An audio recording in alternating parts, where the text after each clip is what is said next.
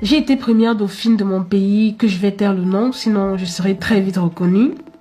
J'ai été donc à Dubaï pour la première fois avec une amie qui a l'habitude d'y aller. Elle m'a dit que là-bas on peut se faire des couilles en or, c'est-à-dire avoir beaucoup d'argent. Elle m'a offert le billet d'avion et l'hébergement et elle m'a dit qu'on ira juste pour 5 jours, histoire voilà de me faire profiter, etc. Arrivé donc sur place, c'était waouh, j'étais complètement émerveillée par ce pays et par ce monde en fait. Tout brille et tout fouette à l'œil. Je me suis donc dit, ah vraiment, je suis née du mauvais côté en fait. Ça m'a fait rêver. Le 3e jour de mon séjour, je me suis fait aborder par un inconnu. Un homme que quand tu le regardes, tu sais qu'il est plein aux as quoi. Il m'a dit que je lui plaisais et qu'il voulait voilà passer la nuit avec moi et il l'a dit cash en fait. Il m'a également dit que il me payerait ça en échange d'une journée shopping dans des boutiques de mon choix et une forte somme d'argent dont je vais taire le montant.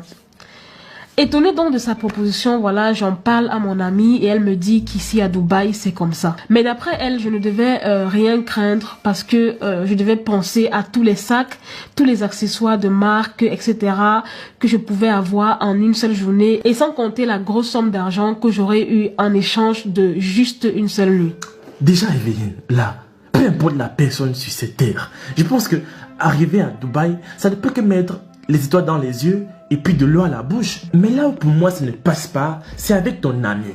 Tu es nouvelle, donc c'est à elle de te conseiller, c'est à elle de bien te recadrer pour pas que des mauvaises choses t'arrivent. Mais là ce que je vois, c'est clair qu'elle ne veut pas ton bien.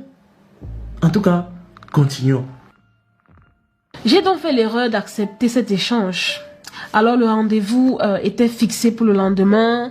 Le jour J, un homme est venu me chercher à 10 heures précises dans mon hôtel et m'a amené voir le monsieur et il m'a fait signer un contrat de confidentialité qui stipulait que pour une nuit, j'avais droit à tout ce dont j'avais besoin, c'est-à-dire tout ce que j'ai cité un peu plus haut. Sans tarder, il a donc remis un sac de billets au type qui était venu me chercher et il lui a dit de m'amener faire les boutiques et il a remis une grosse enveloppe contenant une grosse somme d'argent.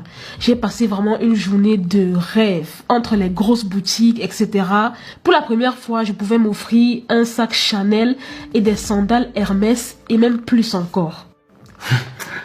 Toi aussi, Miss, c'est quel genre de piment que pour vendre, tu as besoin d'un contrat? Toi aussi, tu n'as pas eu peur?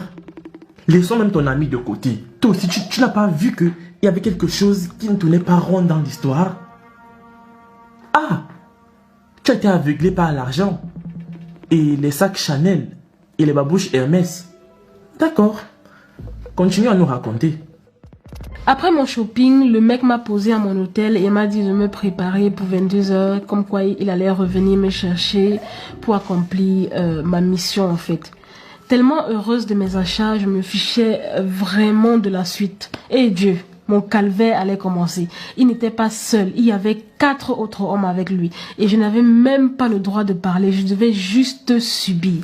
Moi qui croyais que c'était juste une partie de jambes en l'air avec un homme. Non, pas du tout, c'était plus que ça. Et j'étais leur objet de niasse, comme leur objet d'expérience en fait. Je devais juste subir. Ils m'ont pris dans tous les orifices. Ils ont mis des objets en moi et ils m'ont étouffé avec leur bangala jusqu'à vomissement. Ils m'ont même fait boire mon vomi et imaginez, il y a même un qui a pissé jusqu'à faire caca dans ma bouche et plein d'autres choses. Je pense que vous avez vu les vidéos qui circulent actuellement sur les réseaux sociaux. Après avoir fait ça, il y a un d'entre eux qui m'a jeté dans l'eau et le patron en fait a dit à son garde du corps de me sortir de l'eau. Il m'a donné une grande serviette pour me couvrir. J'étais vraiment en pleurs. J'avais très mal partout et mon derrière saignait. Après tout ça, ils m'ont posé à mon hôtel vers 4 heures du matin dans un état vraiment piteux. Même moi, j'avais pitié de moi-même. Mon amie est venue vers les 9 heures me trouver. Elle m'a trouvé dans cet état et elle m'a dit « Ma chère, ne t'inquiète pas, tu vas t'habituer. » Et elle aussi, elle était sur un bateau apparemment la nuit dernière comme moi. Ton amie là, elle ne t'aime pas, hein? C'est maintenant que je me rends vraiment compte. Sinon, elle allait te prévenir à l'avance.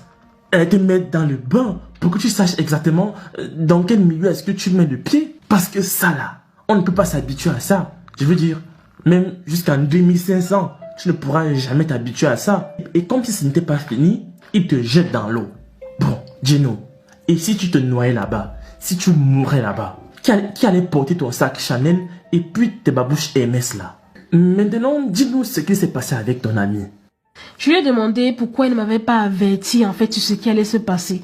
Elle m'a dit que ce ne sont pas eux tous qui ont des pratiques étranges et qu'elle ne voulait pas simplement m'effrayer, voilà, au risque de refuser la proposition.